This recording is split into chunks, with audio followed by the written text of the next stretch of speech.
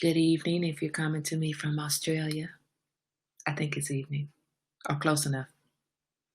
Oh, maybe it's morning. No, if you're coming to me from London, good evening, I think. Don't hold me to it. Anyway, I'm trying to get. Listen, when you tell your kids to stop texting you because you're going live on tea time and they still keep texting you, I tell you what, these childrens, they work you. So let me get signed up. Let me get logged on here. Good morning, Chelsea Mack. Yeah, y'all still texting. You realize that the group text comes to me too. And I said, stop texting me. If someone says stop texting you, don't say, okay. Stop with the okay. You're in the group chat. We want to, yeah, but stop in the group chat because I'm trying to go live on tea time. Good morning, Bina. That must be Bina because you say great rising, and that's a Bina thing to say.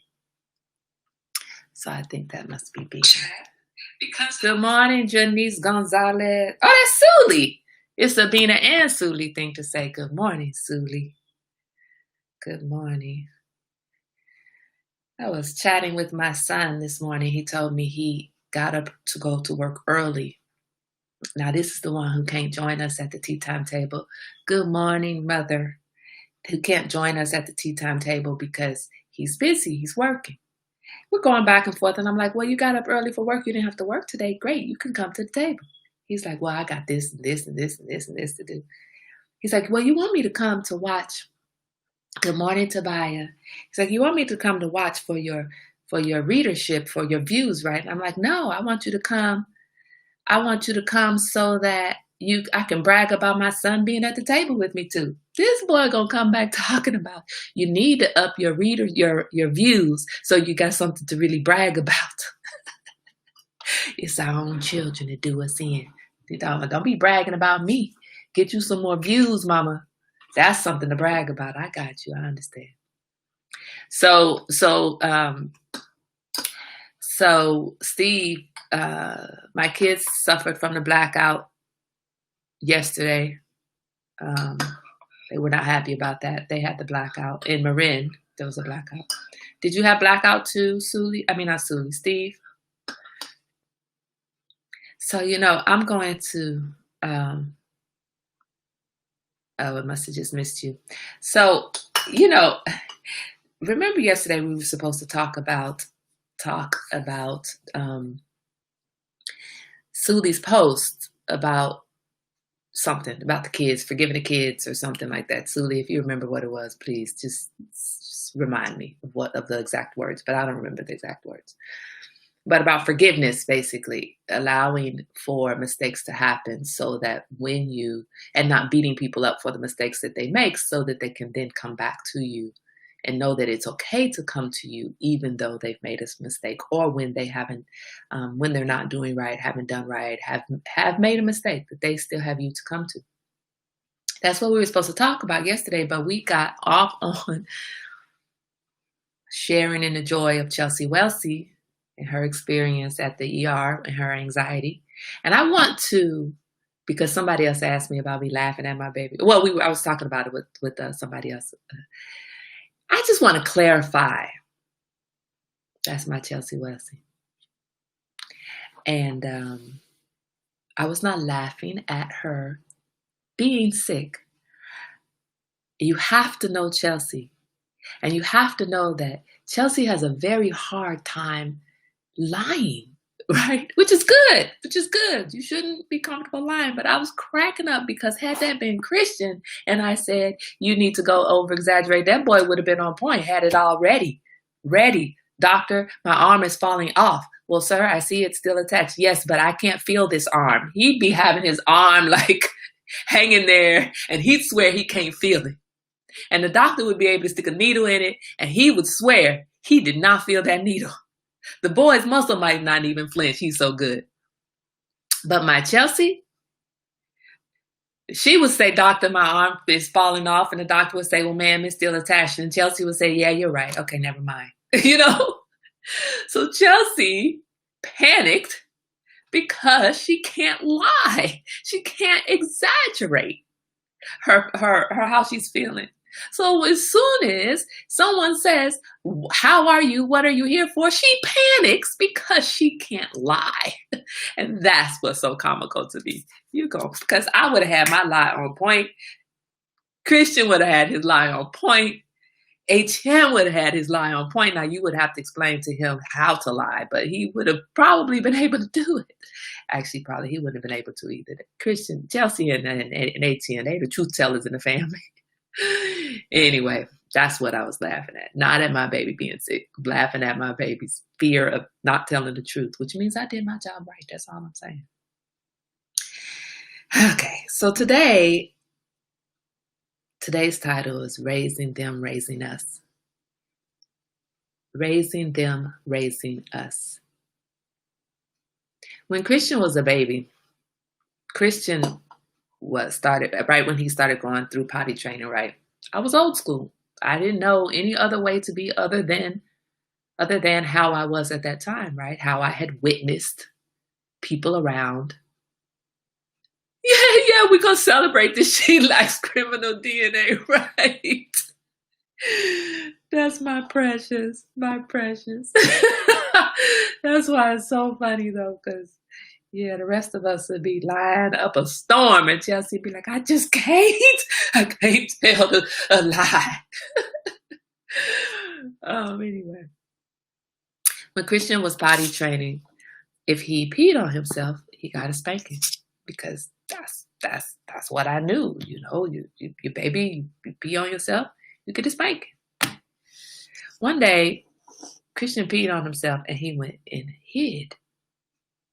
Now, I had listened to parents before me say, yep, when you teach them how to go to the potty, you teach them where the potty is, if they have an accident, they get a spanking. Well, I mean, it made sense. I got my butt beat when I was a kid. So, how did I know any different, right? And I was listening to other tried and true parents who had raised kids before I ever even thought about having kids. And I remember Stillwater, Oklahoma. I can't remember the address, but I remember the look on my baby's face. And I remember looking for him. It was a little bitty 2-bedroom apartment. My husband and I were ready to go wherever we were going at the time. And my baby was hiding. And I had to go in this little 2-bedroom apartment. He's under his bed hiding. Like, what are you hiding for? Oh, nothing. Come to find out, the boy had peed on himself. And he was afraid to come and say something, because he was going to get a spanking, and he didn't want a spanking. That day, that moment, I was so disgusted with the look on his face, and not disgusted with him, disgusted with me and his dad for that look on his face. I was so disappointed in myself, disappointed in his dad. I was just disappointed in the parents who told me to whoop your baby when they have an accident. I was so disappointed. I called him over to me, and I was like, look, let me explain something to you. You will never, ever, ever get a spanking for an accident. You will never, ever, ever get a spanking for being on yourself. That will never happen. From this day forward, you will never, ever get that spanking. So I don't ever want you to worry about it, because mommy is not going to spank you and daddy is not going to spank you. Nobody will spank you. And I had to go over and over and over. He was 3 or 2 or whatever age. I had to go over and over and over and over again so that he understood that mommy was serious. This will never happen. You will never hide from me when you pee on yourself. If you pee on yourself, let's just take your little underwear off. Let's rinse it out, and let's get you some fresh underwear. If you make that mistake, you come and let mommy know. And now you're going to wash your own underwear out. Mommy's not going to wash them for you. You're going to wash them. Now you wash them, and then I'm going to put them in the washing machine. You're going to rinse your underwear out so they don't smell like pee. And then you're going to go get a fresh pair of underwear. And I'm so proud of the relationship that I had with my son at that time. And I'm so proud of who he was even at 2 years old, because he never, ever, ever since that day ever hid from me again. If he had an accident, it was never a problem. Now, he had accidents. But come to realize later, as I was training other babies, he just wasn't ready to be potty trained. He was not ready. You train your baby for a year to go to the bathroom because they're not ready. Okay, so you start that training too early, you spend a whole entire year training. Etienne, I waited. I had learned my lesson. I waited. That boy was potty trained in 3 days. Now he is, a different kind of person, but he was potty trained in 3 days over the weekend. That's it. No accidents. Why? Because I waited until he was ready. Not when I was ready for him to be out of diapers, but when he was ready to be out of diapers or understood. But this is not about potty training. This is about mommy and daddy training. This is about them raising us while we're trying to raise them. There never should have been a time that he should have been afraid of coming to me with a mistake, with an accident. A spanking should have never been on the table because you made a mistake, because you weren't ready for something that we're trying anyway. There shouldn't have been that. And I remember the people who kept telling me, you spank that boy. And I'm like, look, you know what? From now on, I'm going to need you to mind your business. With your children, you do what you want to do. And with my children, I'm going to do what I want to do. But I'm not whooping this boy because he had an accident. Talk about me if you want to, but that's not about to happen. And he never worried about it. He had other accidents. The very next day he had an accident. He came, Mommy, I had an accident. All right, well, go take your panties, your underwear off, rinse them out, and let's get some fresh underwear.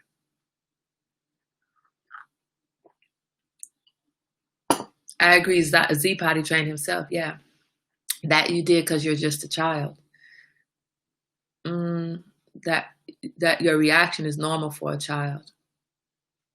Wait. Yeah. Okay. Right. Exactly.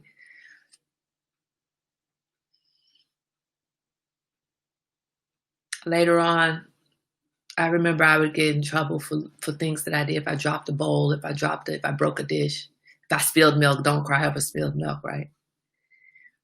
And maybe there was tension because we are carrying the responsibility of raising our children, right?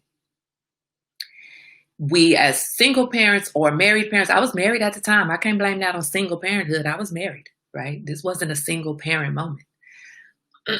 But we carry some of the practices and the ideas from before our time into our time. Some practices that should be left in the past, right?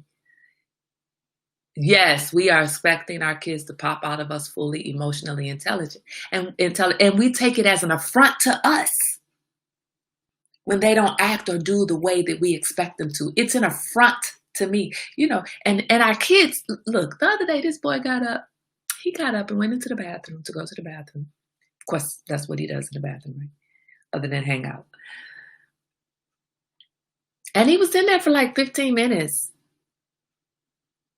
No, Sully, Steve is here, and yeah, I guess no. Is it just you and Steve? No, Tobias here. Tobias here. Elaine is here on YouTube. Janice is here on YouTube. Chelsea's here on Facebook. So you two are coming. Steve and Sully, you're coming to me in the group. Chelsea is coming to me from the page. Janice and Tobias and Elaine are coming to the table from, no, not Tobias. Janice and Elaine are coming from YouTube. Tobias is coming from the page, not the group. So it's a bunch of different people. Everybody's here, but you guys took different roads to get here. You had me confused for a second. But anyway, the other day, Etienne got up, went into the bathroom. He was in there for about 15 minutes. After about 15 minutes, I had to go to the bathroom. It's only one bathroom here. I'm like, hey, son, I need to go pee-pee. He came out of the bathroom mad. Why is it that every time I get up and go into the bathroom, you got to go to the bathroom? He took it as an affront to him that I had to go pee-pee when he was in the bathroom. That is just as illogical as us taking it as an affront to us when our kids don't do what we expect them to do. We raise them a particular way. We raise them to go to school, get their education, do whatever, right? Get a degree, get a good job, We raise them to do that. And then they decide they're going to take a gap year, and that gap year becomes 2 or 3. And then they decide they're only going to do part-time school. And all while you're sitting there like, all these damn sacrifices I made for you to have a good life. I stayed in Marin County where I didn't want to stay. I would have had my tail out in Maryland a long time ago if I wasn't trying to give you guys this experience of life, the experience that you had. I can take it as an affront to me that they haven't done what I expected them to do, or I can just step back and let them do them. And just be there and say, whatever your path is your path. That's the path you're going to take. All right, well, then do it. Do it well. And Erica's here but driving. Good morning, Erica. Which one should we be coming from? No, Chelsea, you could come from wherever. It's fine.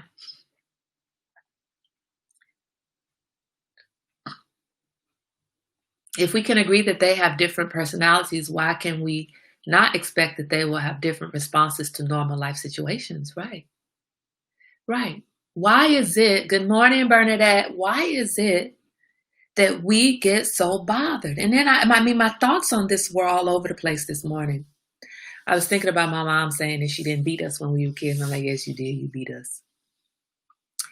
But I'm thinking about the idea that when I'm on these parent pages, parent groups on Facebook, the first thing that people say is, when your child does wrong, you need to beat him. Oh, he did this. You need to beat him. He did that. You need to beat him. If you grew up in the South or closely connected to the South, if you were Black in America and grew up in the South, chances are your parents may not have whooped you. But chances are, even if your parents didn't whoop you, you know somebody that was getting their tail beat when they did wrong. And sometimes getting their tail beat even when they didn't do wrong, but their parents thought they did wrong. Thank you, Daddy, for whooping me because I was playing after school when I wasn't playing after school. I was doing the work. You just didn't know. You thought I was lying, but I wasn't lying, Daddy. I wasn't lying. I was telling the truth, dang it. I still remember that whooping. That wasn't right. Why is that the first response to somebody doing wrong? Whooping, yelling, punishing in any way.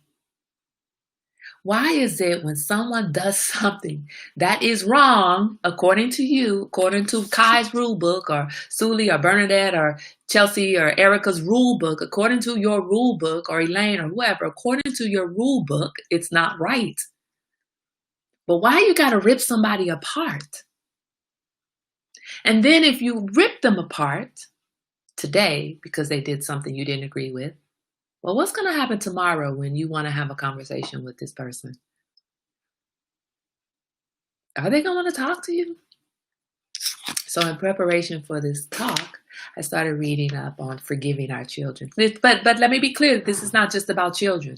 We're raising them, and while we're raising them, they are raising us. If we are doing this parenting thing the right way, we go into it with this idea of how we are going to parent our children. And along the way, we learn how to parent our children. We learn. If you are doing the parent thing the right way, you are shaping and reshaping and shaping and reshaping what you're doing as a parent based on the child that you are parenting or the children that you are parenting and your experiences with them. Mom, you had a million kids, you know. You cannot parent each child the same way. You cannot.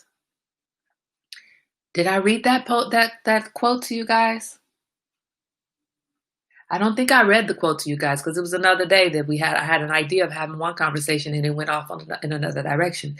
There's a quote by a famous activist or somebody. I'm going to put it on the page. To treat everything the same, and don't quote me, but this is the sentiment. If you treat everything the same, that can create just as much inequality as treating the same thing different. So treating same things the same way can create just as much inequality as treating the same things differently. If you treat all of your children the same way, you're not doing any justice to each of those individual children, right? That's how we will apply it in this situation. So he says, I don't mind the whooping, but being unavailable to talk through it afterwards. I'm trying to change that with Z. We will debrief about the punishment. Yeah, whatever the punishment is. When I was bad, I'm gonna have a conversation with you before. If whooping is the choice, I'm going to have a conversation with you before, and I'm going to have a conversation with you after. And really, even if you get put on punishment, I may not have the conversation after. But especially with a whooping, I would have the before and after conversation. People copy what they learn from their past experiences, right? Right. The goal is to have them have less trauma to unpack when they are grown up. Exactly. Who said that? I think that wasn't Erica. Suli. Exactly. And we learn along the way that we are a part of their trauma. As we deal with our own trauma, we learn that we are a part of our children's trauma. And if we want to do better, we have to do better. I mean, I know you can't use the word in the definition of the word, but really, if we want to do better, we just have to do better. We have to recognize our own trauma, deal with our own trauma, so that we don't recreate that same trauma in our children. And again, I want to just be clear that I'm talking about children because, we have we're overseers of our children, direct overseers of our children, right? I'm talking about children, but I'm really saying that these are lessons that we should apply in every relationship that we have. I shouldn't beat apart my friend who made a mistake because they made a mistake. I shouldn't tear them apart. And beating shouldn't be the first reaction, because remember that, look, if you know that at any given point Suli has a bat, and if you come at her the wrong way, she's going to swing it at you, are you going to keep coming to Suli? Because you're not going to be so sure, is this the wrong way or is this the right way? And will this be a way that will get her wielding this bat on me or not? Okay, you know what? I don't want a bat, so I'm not going to take the chance. I'm not taking the chances, so I'm not going to Suli. Same reason why a percentage of the Black community tear others down. Right. In reference to Kamala instead of in lieu of Trump. Why are you tearing her down? Look, that's going to be tomorrow's conversation. I ain't going off on that because that's going to create some trauma for me right now. We are part of their trauma and their potential healing. They are that exactly. We can learn through our children how to be better people, how to be better parents, how to be better people, how to be more patient. I don't know how many times my kids are like, Mom, you don't have to get that mad. I'm like, yeah, I do have to get that mad. And stop telling me to calm down. Stop telling me to not get that mad. And Chelsea and Christian, for real, look, I'll be ready to get Suli's back, okay? But they're right. Just calm down. It's not that serious. You don't have to get that worked up. Even when it's friend relationship, partner relationship, you don't have to get that worked up. Good morning, Stace. Tardy slip accepted. Story of my life right now, right? While I did beat you all the time. See, y'all see she admitted it. While I did beat you all the time, I spent a lot of time going in 5 different directions in order to respect the differences in each of you. Yeah, I would think you did a good job on that, Mama. Not the beating part. Not the beating part. I didn't see this earlier. I'm doing better. Thank you. Still occasionally having trouble breathing, but now I know what the cause is. I feel much better. Good. Now you know my pain with you and Suli every day, bats and chaos. Yeah. But me and Suli recognize our bats and our chaos because we got everybody at the table telling us we are chaotic and we have bats. We recognize it. And the good thing is that you are doing the work. I'm so one of our tea timers, Catrice Avery, I think she's on there as Beverly. Anyway, Catrice.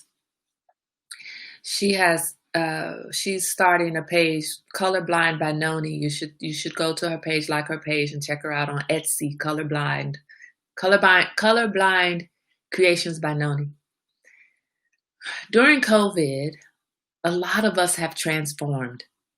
That's the good side of COVID. We have had a 5-6 month punishment that probably has been the most effective punishment I have ever had in my life. Go to your room and think about it. Go home and think about it. And come out when you can do better. Come out when the world is better and ready for you, and when you can do better. And I can honestly say that I am feeling my own transformation.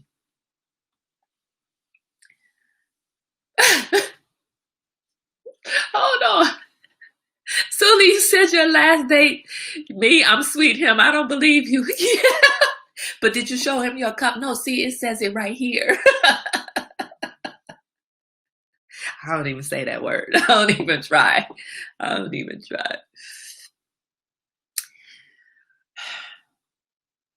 I won't talk about the dating thing either, because I just had a virtual date, y'all, and I'm done. Anyway, that's another conversation too. I'm done. At some point in my life, I figured I love crazy, bat-wielding women. You know, it's a lot of strength, commitment, loyalty, energy, intelligence. It's a lot of force behind a bat-wielding woman. Just don't come to us the wrong way. We won't have to swing the bat on you. Don't come the wrong way. But the problem is our kids don't know what's the right or wrong way. One day, Mama, you got mad about this. My son the other day told me he is a horrible cleaner. And I'm just tired. That's what happens. That's why, just so that you know, that's why kids get away with stuff with their grandparents that they didn't get away with their parents. Because, that you didn't get away with when it was your parent and not your child's grandparent. Because grandparents are tired, man. They done did all the work with their own children. I'm tired. I have 13 years difference. How many years difference? 13 years difference. 14 years difference between Chelsea, my middle child, and my youngest child. 13 years difference. That 13-year difference makes a big, big, big difference. And this boy goes in and he cleans the kitchen. He's horrible at cleaning anything. Okay? Horrible. The other day I realized he can't get better if I don't go behind him and teach him how to better clean. But sometimes I'm just like, I don't have time for this. Just tired. I'll just do it. Let him go to bed. I'll fix it. He won't ever know it wasn't done right. But that doesn't help him. So the other day, I'm finally like, nope, you can get it right. And he spent one whole entire day cleaning the bathroom because it was never clean. Nope, you see this spot? Nope, you see this? Get back in there. Let's do it again.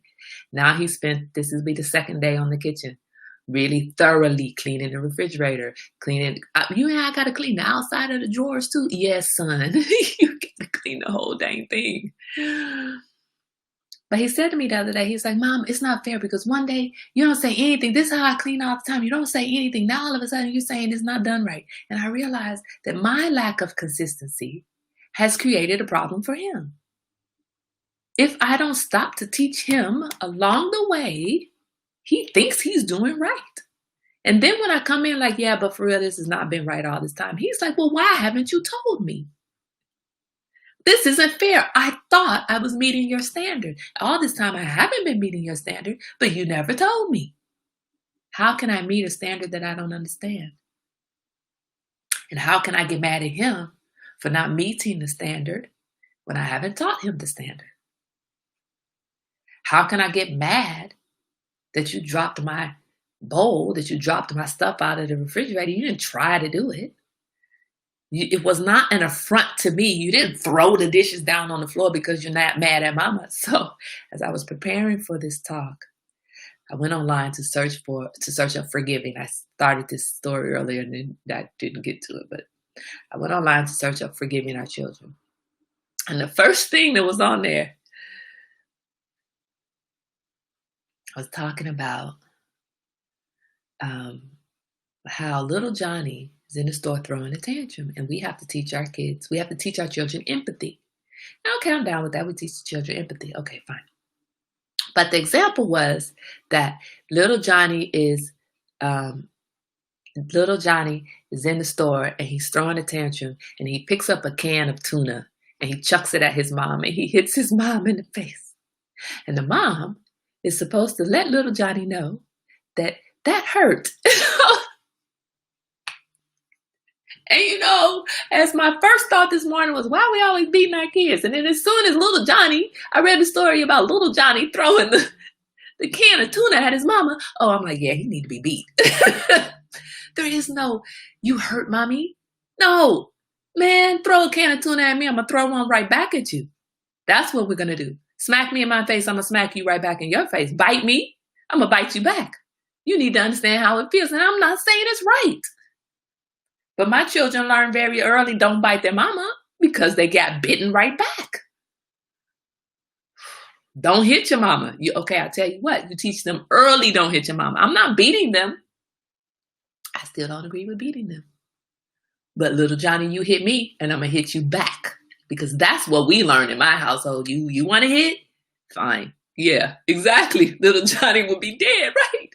So I'm reading this and I'm like, wait, this is not what I'm trying to talk about at the table. I'm not saying it's okay. That is not how we teach empathy in my household. Johnny, you about to get knocked out. So I couldn't take the whole article seriously because little Johnny just chucked the can of tuna at his mama and she didn't do anything about it. So, okay, I can't take the article seriously. So we have to be careful. Mom scheduled a meeting for that child to meet Black baby Jesus. Right. I think I told you about the time when I was reading about positive parenting. And it was my son's preschool. And it was positive parenting. Sorry, not sorry. Bites hurt. Yep. Well, back then, now they got a whole new meaning. Right. But you teach your child, you teach them how it hurts. You teach them how it feels. Exactly. And the article went on and said that this wasn't the first time Johnny had done something like this. Well, it will be the last. It would have been the last time. Little Johnny was doing smaller things before that mom hadn't dealt with. Exactly. It erupted in the store for more attention. Exactly. You better nip it in the bud from the get-go, right? But there was this article, this positive parenting that they were doing at my son's preschool, it's a Montessori preschool, and they were trying to teach us about positive parenting. So I would go to these little workshops. And there was one suggestion was that you need to, well, I guess it was a couple of suggestions. You need to speak quietly and calmly. You need to get to their eye level and make sure that they're paying close attention to you. And so HM was throwing a fit in the store. Yeah, Steve, exactly. HM was throwing a fit in the store. And I was trying to keep him contained. And I was like, listen, son, no, mommy doesn't want you to do that. Don't do that.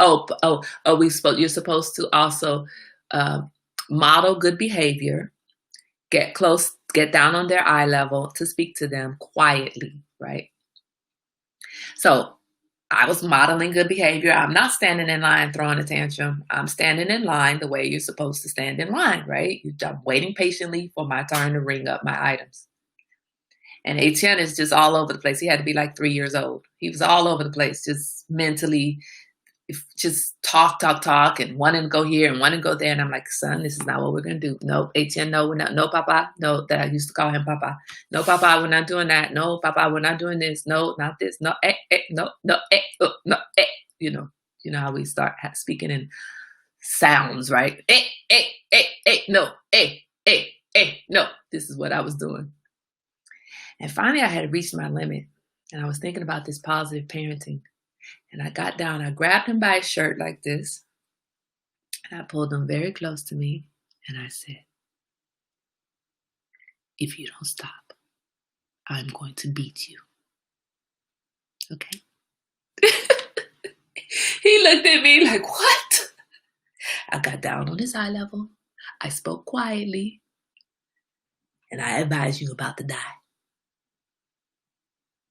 And he got it together. So I did my positive parenting thing my way. That boy didn't even know what getting beat was. Still doesn't, but he knew he better not push his mother.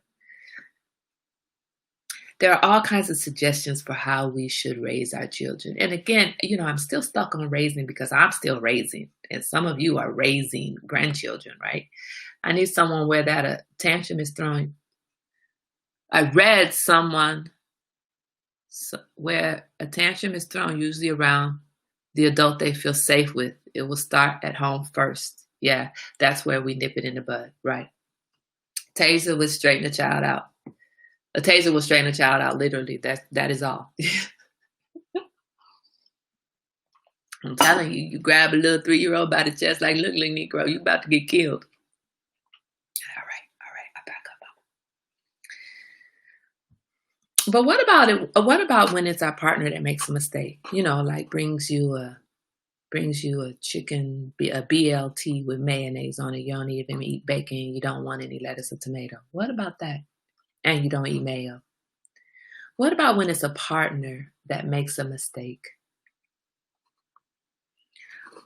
Are you ready to easily forgive?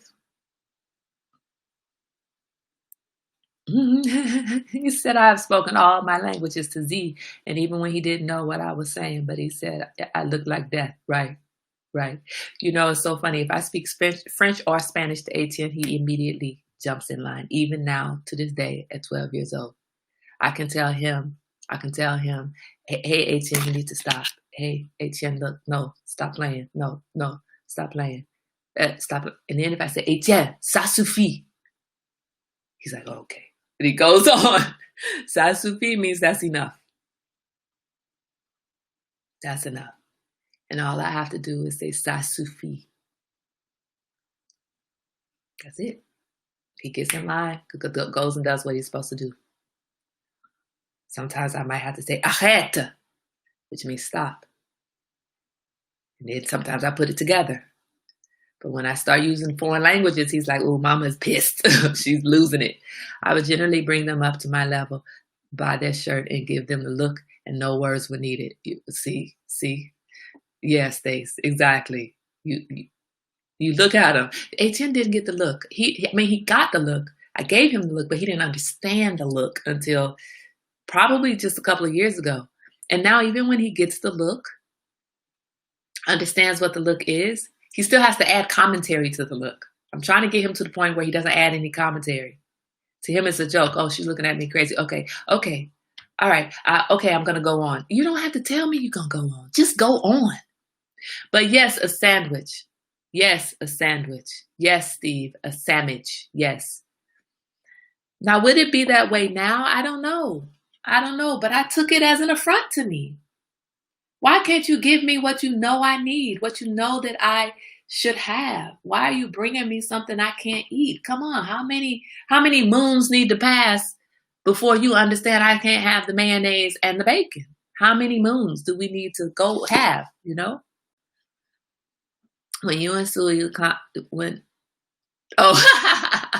when you and Sully clown me, Sasuke, well, that's your Ebonics way of saying it, but okay, I got you. I would, let's see. Yeah. No, it's never enough when we're clowning you. Always more clowning on the table. How do we make sure that we are secure enough with ourselves that we allow those around us to make mistakes, to go off on a different path than what we want for them without judgment? So, my son is dealing with his friend that he had issues with, and he wants to delete the phone number. And I'm like, no, don't do it. And then the other day he's like, Mom, I really want to delete the number. And I said, you know what? Do what you want to do. It's your decision. I've given you my opinion.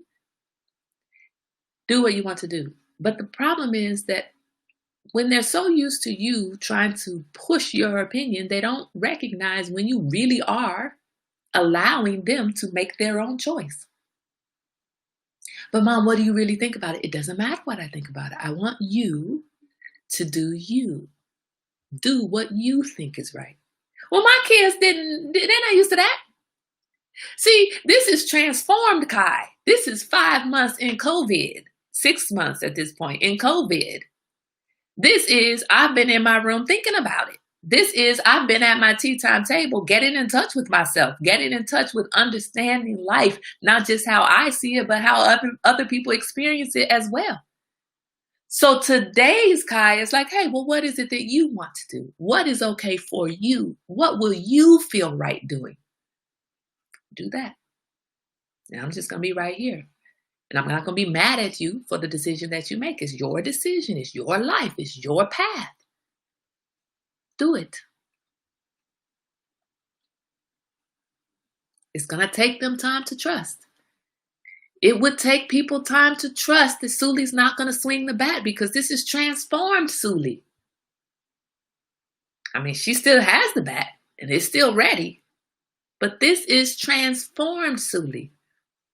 Did I finish telling you why I wanted you to go? I wanted you to go to Catrice's page, Colorblind Creations. I think I didn't finish that thought. Colorblind Creations by Noni, Noni. And colorblind, blind is with a Y, not an I. Look at her transformation. Look, I never even knew the child could pick up a pencil and draw, let alone this child went from being not drawing anything to Picasso in 5 months. Okay? Digging into her creative side and putting it on display for everybody else, showing her transformation. Beautiful, beautiful artwork.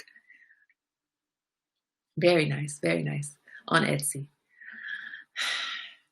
And Suli wondered why that man didn't believe her, right?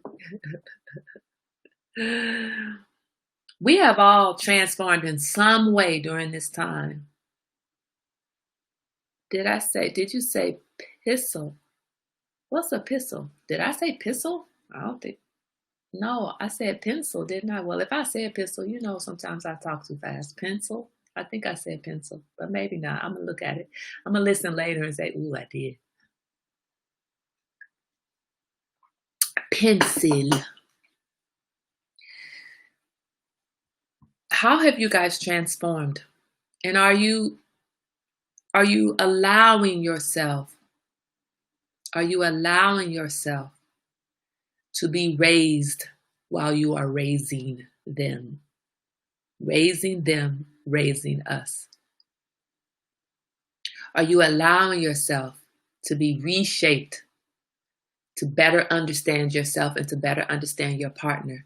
I think I'm only really talking to Stace at the table right now. I don't think anybody else has a partner. Oh, no, Janice does too. I'm not sure. Oh, maybe, I think Erica does too. Are you open to understanding, becoming a much better communicator? That's great. That's great, Stace. That's great. Communication is the key to everything, right? It really is the key to everything. It really is. I can't even think of a good example of that, but really it's how we communicate. Not necessarily always what we communicate. It's how we communicate what we communicate. And becoming a better communicator is understanding the how is equally and sometimes even more so important than the what. How you deliver your message is important to make sure that your message is understood the way that you want it to be understood. It is received as you intended it. Sometimes we say the right things the wrong way, and they come across wrong. Period. And it may be the right thing, but said the wrong way, it just comes out wrong. Active listening is also important, right? I was just having a conversation with my son about active listening, and he's like, "Mom, I hear you," and I said, "No, son, you don't hear me, because you hear me, like physically hear that I am speaking, but if you are, while I am speaking, formulating your response, then you are not actually listening to me. You're not being open and allowing what I'm saying to come in and to you to think about it. And then if you have a response, respond. But if you are sitting there while I'm talking and getting your but in order, you're not listening. You're not listening. I'm sorry, I'm looking at these comments. It's really important, and I feel and Suli's post about allowing the mistakes, basically, and how you handle someone's mistake. You know, how you handle what people bring to you will determine whether they continue to feel comfortable bringing things to you. So if you don't want them to feel comfortable bringing things to you, go ahead, explode. Then maybe they'll leave you alone. They won't ever bring anything to your table again. But if you want them to feel that this is a safe space, then don't stop on them when they're bringing something to you. Don't stop on them. Don't whoop them because they had an accident. Just make them clean it up. My son dropped my whole big old bag of Himalayan sea salt. Only some of it spilled. But I had just bought this 5-pound bag of Himalayan sea salt. He dropped it. I didn't even flinch. I'm like, all right, well, get it up. Get it up. He spilled pickle juice all over the refrigerator. Okay, well, clean it up. It's the worst year collectively, but it has been a period of most growth in all areas for me and way out of my comfort zone. Then Suli, I want you to reframe that. It's not the worst year. It's actually the best year. From the worst of circumstances has risen the best year. If you have seen more growth in 2020 thus far, we still got 5 more months. How many ever more? 4 more months. But if you have seen the most growth in yourself this year, then despite all of the outside, all of the negativity, this really is in fact your best year. I spoke with a person recently who listened so intensely, I thought the phone call dropped. I want to emulate that level of listening. Wow. Yeah, isn't that something when you have to say, are you still there? And they're like, yeah, I'm listening.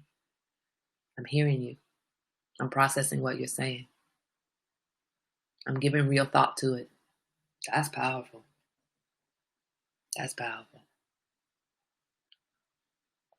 I want to learn to listen that way too. Mom, are you paying attention? I'm paying absolute attention. I'm processing what you're saying to me. Imagine how comfortable the people around us would feel if that's how we all listened. If we all listened that way. Allow yourself to be shaped and reshaped and shaped and reshaped. Yes, been challenging myself to grow. Bernadette says, yes, been challenging myself to grow. It is a challenge. And you know, the thing is, the challenging yourself, taking on challenging yourself to do anything other than just survive is commendable right now, specifically in this time. Challenging yourself to grow during this time, oh my God, that speaks volume to your strength and of character and your courage. It speaks to that. Because lots of people are not trying to do anything right now except for survive. Steve says 2020 is your chrysalis, Suli. The butterfly is coming in all your splendor. Right. We're coming out of this fully transformed. I've seen it in every interaction that I've had, in every relationship, from potential suitor to my kids, to my friends, family, everything. I have seen just an ability to really get back to self, to not be so stressed about the world around me, that I'm actually able to enjoy those around me. And I attribute it to my own work and everybody at this table. I attribute it to my grandmother's tea time table. So guys, today is not, who is this? Stace says, LOL, that reminds me of when I was in the choir. The pastor was speaking to us about how he wanted us to sing more white gospel song.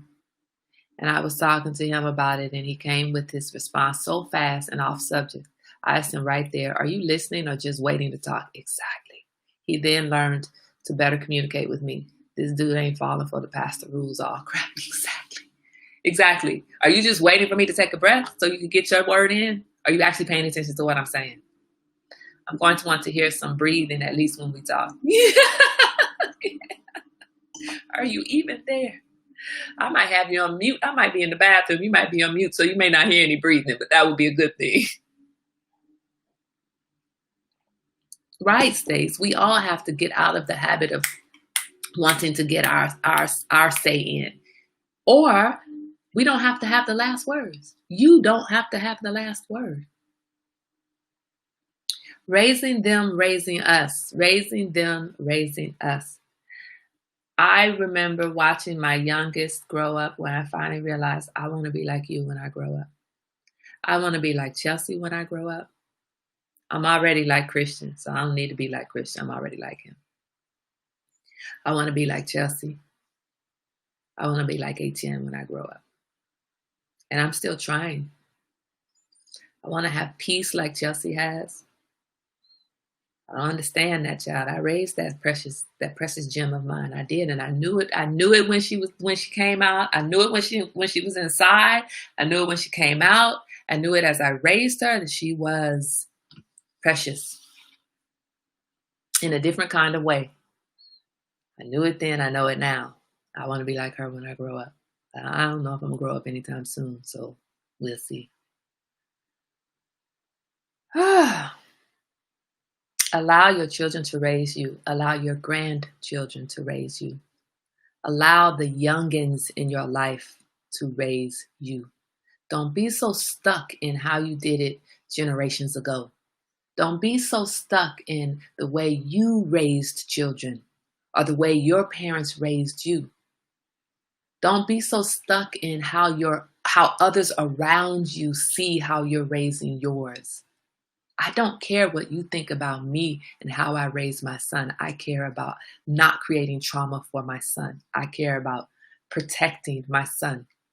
And at this point, it's the son, because I've done this all with the other two. And I've got one more to raise. And at this point, the other two are more raising me than I'm raising them. Yeah. Yeah. Oh, Sully, trust me, I have told them that over and over again. And Chelsea's listening now. I want to be like you. And I've told Etienne, I want to be like him. In many ways. Now, there's parts of all of them I don't want to have, right? But there's so much of them that I find so beautiful. That is not me. The only claim that I can make is that I allowed them to be them. And the only claim that I can make is that even when I was trying to force them to be more like mom, force them to follow the path that I laid for them, they pushed back. That's not my path. That's not my path. That's not my path. And finally, today, I'm like, you know what? That maybe that's not your path. Takes a moment, but we learn if we're willing. I want Drew's outlook and Taylor's artistic abilities. Right. Let your kids know you want to be like them. And not the them that you created, the them that they created despite the them that you were trying to force. All of us as parents have been guilty, I'm sure. And if you haven't, kudos to you. But the rest of us at the table been trying to force our kids to do what we thought was right.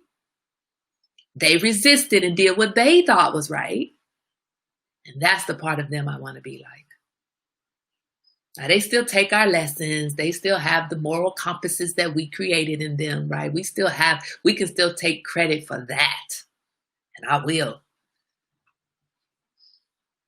My children know I don't like a liar, and Chelsea took it to heart. She's like, I can't lie. Now, don't get me wrong. Chelsea lied to me plenty of times. But I could mostly tell when she was lying. She did plenty of times. Probably had an asthma attack afterwards, but she still did it. Yes, the rest of us are in tea time therapy. Exactly. We getting therapy while we giving therapy, right? It's an exchange back and forth. The rest of us at the table talking about that ain't how I was, but that's how I'm trying to be. And it's always got to be somebody at the table like, well, I was like that. I've always been like that. Yeah, whatever. That's just what you want us to believe. That's your Facebook photo. Let us see the real you. Anyway. So go on today. Enjoy your day. Enjoy. Children are re-educating me and my way of thinking. That's Tobiah. The key is you have to be willing to be re-educated. I had a conversation with my mom before. She's very old school. I've had a conversation with her about how to connect with Etienne, and I keep trying to help her understand she's got to get rid of her old school ways because he just doesn't function this way. And in her mind, it's like, well, no, that's just not how it is. Okay, all right, but do you want a relationship with your grandchild? You got to figure that out. If you want the relationship with this grandchild, you have to work on the relationship the way it works with this grandchild. It may not work that way. It may not work the way they worked with the other 25,000 grandchildren. But with this particular one, there's a little bit more work required. We all have had additional work with this one. We have all had it, and we're all doing it on a daily basis. So you can do the work and have the relationship, or you can decide to hold on to yesteryear's way of parenting, yesteryear's way of grandparenting, yesteryear's way of aunting or uncling or whatever. You can hold on to that, but then you're missing out on today. I don't want to miss out on today. Tobiah, he's the uncle we and our kids all need. Exactly. He certainly is. T's sister told her I was mean. She believed the Facebook post, but she knows better now. Exactly. My sister the other day was telling me, she's like, you know what's so funny, Kai, is that up until now, you were the auntie that everybody thought was judgmental and mean. And I think from having this tea time, some of my nieces and nephews have realized I'm not that. I'm not a mean auntie. I'm so not judgmental and I am so not mean. But that's how they saw me. And my sister and I were laughing about it because between the two of us, she is actually the more judgmental one and she is actually the meaner. Now I'm close behind, but I'm not the meanest. I'm not the most judgmental. I'm the one that's like, hey, you do you. And she's the one that's like, no, this is what you need to do. And I'm like, do what you want to do. But when I say do what you want to do, they don't trust it. And it's really something, that's probably another conversation too, to conquer that understanding. They are so interested, I think, in wanting to be seen right by Auntie Kai that they question everything. And I'm just saying, do you? And they're like, yeah, but is this okay? Is that no, just do you. Don't ask me, just do you. We're all too old to believe everything on Facebook, right? You might want to work on your relationship with your mother. Who said that? It's always got to be the mama saying that mess. I ain't got to work on that relationship, child. I'm fine. Mommy, you be working my nerves though, for real. You know I love you, but you be working my nerves. I learned that about you too. I met you at your cousin Janice's housewarming, right? You learned what? That I was mean or that I'm not actually mean? I don't have to say anything. People get a perception of me that's just not really true, but your perception is your reality. I can't do anything about that. I'm the coolest person you ever met, but you won't know that until you come in and have an actually real conversation with me. An actual real conversation. I'm the coolest person you will ever in your life meet. Most loyal, got your back. I'll swing a bat for you and with you. But I'm not your ride or die because I need to know why we need to die. I'm a ride, but I'm not trying to die. I have learned to appreciate the honesty of a child. It helps me to check myself. Right.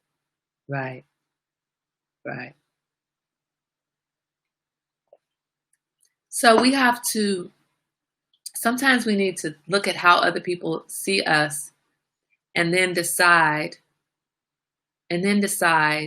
do we adjust ourselves for how other people see us? I mean, I don't even know where I'm going with that thought though, but I can't adjust. I feel like I cannot adjust myself for how you see me. You can come and get to know me. That's your choice. What I can do is allow you the opportunity to get to know me. But I'm not going to adjust me because you see me in this other way. There are many facets of Kai. There's many parts, right? Just like each of you, you're not only one dimensional. Get to know those around you before and I'm quick to say to somebody, yeah, when I first met you, I thought you were uppity, stuck up, not down to earth. I thought you thought your shit didn't stink. I'm very quick to say that to somebody. But then I took the time to get to know you and realize you are cool as hell.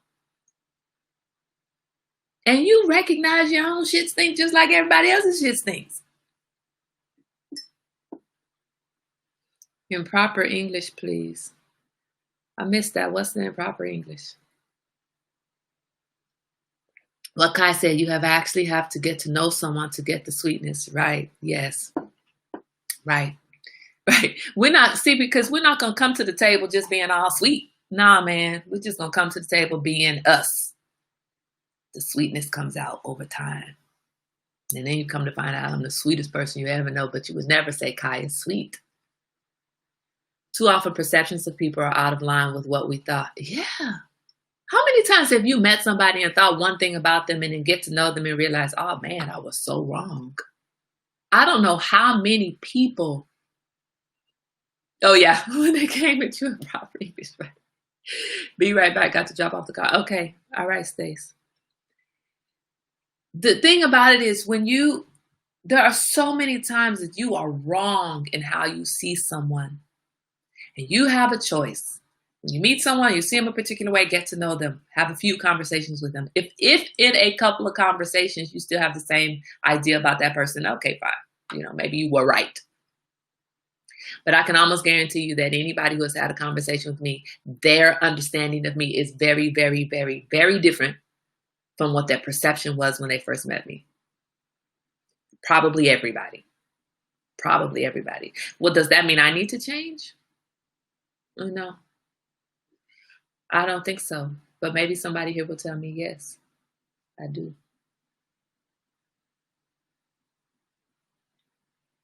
And I don't need to work on my relationship with my mother, Elaine. My mother needs to work on her relationship with me, calling me out at the table. My mother needs to accept me for who I am. And then we will have a fantastic relationship. But just so you know, I don't necessarily think we have a bad relationship. I think we have a mother-daughter relationship. And you be working my nerves sometimes, just like every mother works every daughter's nerves. Unless they don't, and then they're not at tea time therapy. So whatever. Right? You meet them, fine. 1 month later, narcissist, bye. Right. I met somebody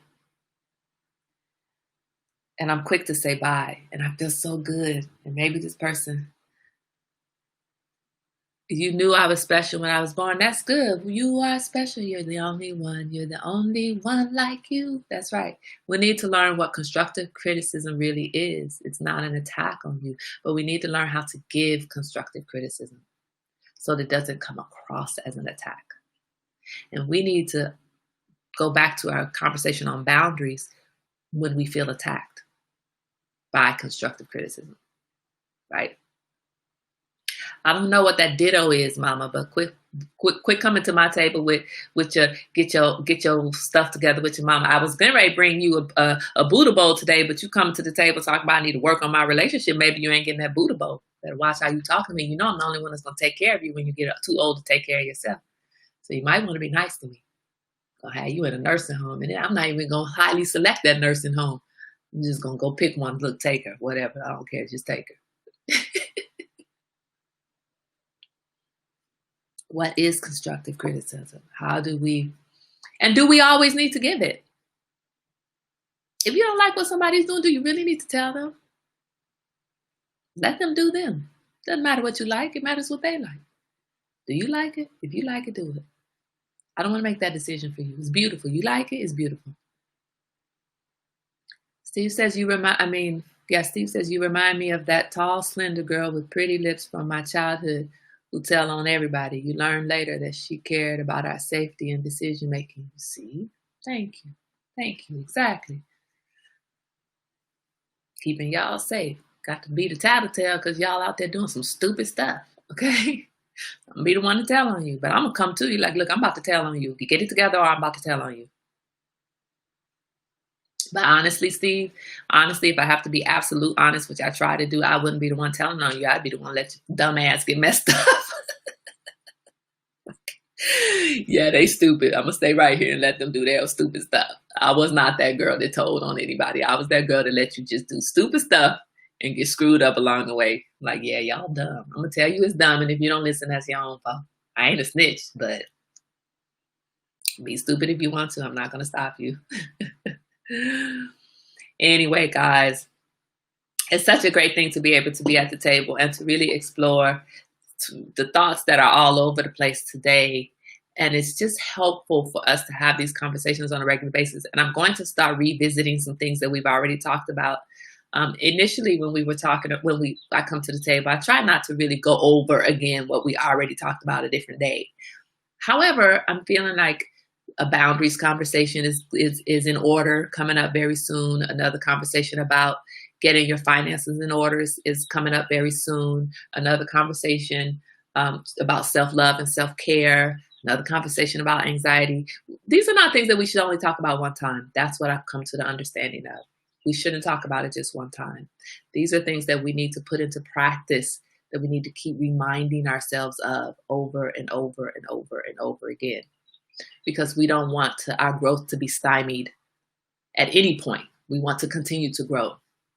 And some of the things that we're doing, we want to just continue to fortify, right? So it's having a new conversation about boundaries, or a new conversation about,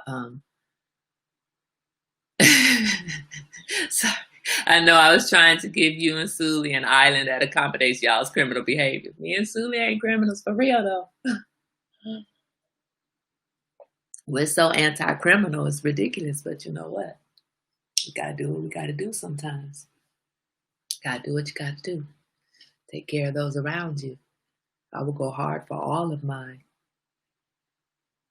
I woke up feeling good about all of my children this morning.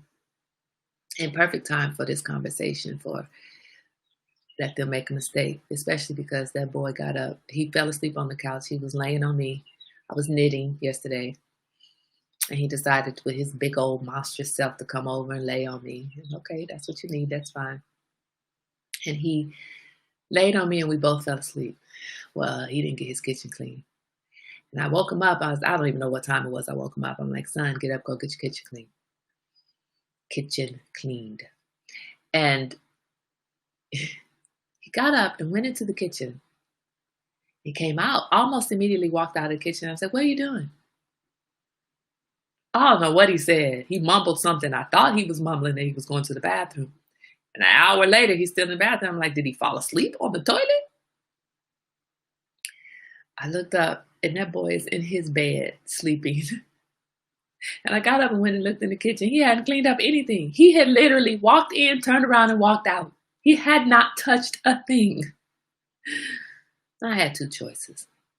I could have gotten him up, busted him. I told you, clean that kitchen, get up, get that kitchen clean right now, get it clean right now, right now, right now. I could have done that. But who of us has not left the kitchen dirty at least one night? Who of us has not fallen asleep and then not had the energy to do what we were supposed to do, whether it be the kitchen or the living room or some work or homework, whatever it is, who of us has not done that? So I got up and I went and put the food away that he was supposed to have put away. And I looked around that kitchen. I was like, yeah, we'll get it tomorrow. And he is still asleep. It's 1 o'clock here. He's still asleep.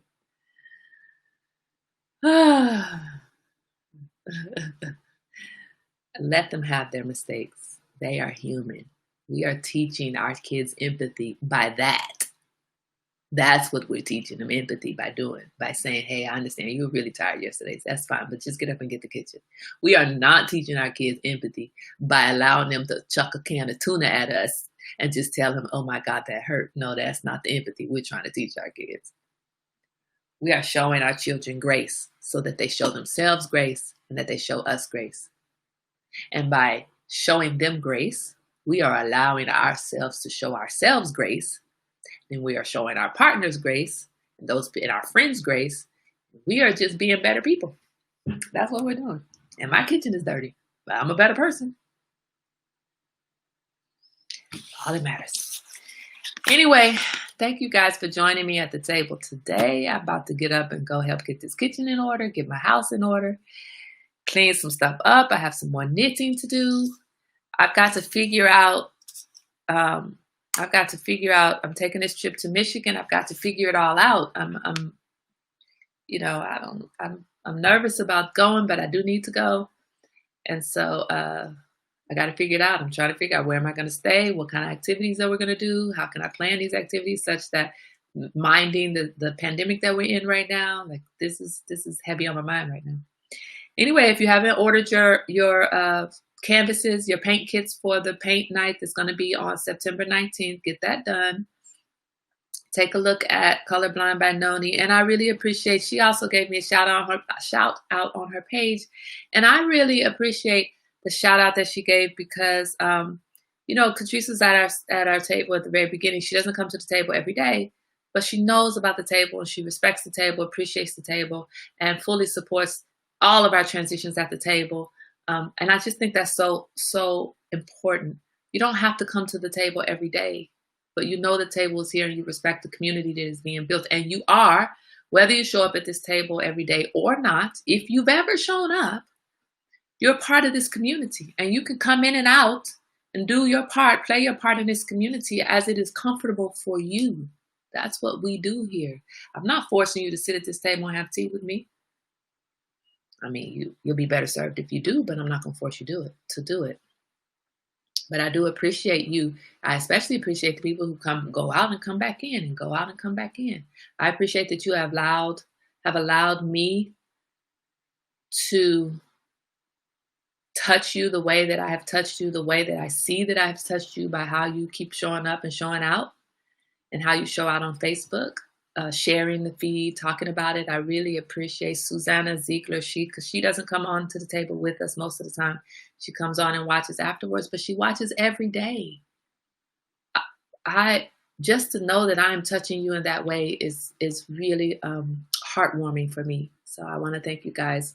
I want to always show my appreciation for you showing up at the table and showing out. I can't even say it any other way because you give me joy and laughter and pain. Pam, if you ever watch this episode, you're not here today, but you sure give me pain because Pam called me out at the table yesterday. While I was out thinking about it all day yesterday and this morning, like, dang, I got to get up. See, Suli's been nice. Suli's like, you can make it to the workout, Kai, whenever you can. You can make it. Pam is like, get up and get to the workout. It's been on my mind. It's been on my mind. Anyway, thank you guys for showing up every day, showing up when you can, showing out. Thank you, thank you, thank you, thank you, thank you. I cannot say thank you enough. I am going to say it as I always say, wash your hands, physically distance. Be creative about it though. Physically distance so you can still be creative so that you can stay socially connected. And wear your mask. Chelsea, you're out camping. Please be safe out there. Be safe, be safe, be safe, be safe. Keep your distance. Be safe. And keep taking your maintenance inhalers, please. And thank you. And I will see you guys here tomorrow. Same time, same place. Have a wonderful, glorious day.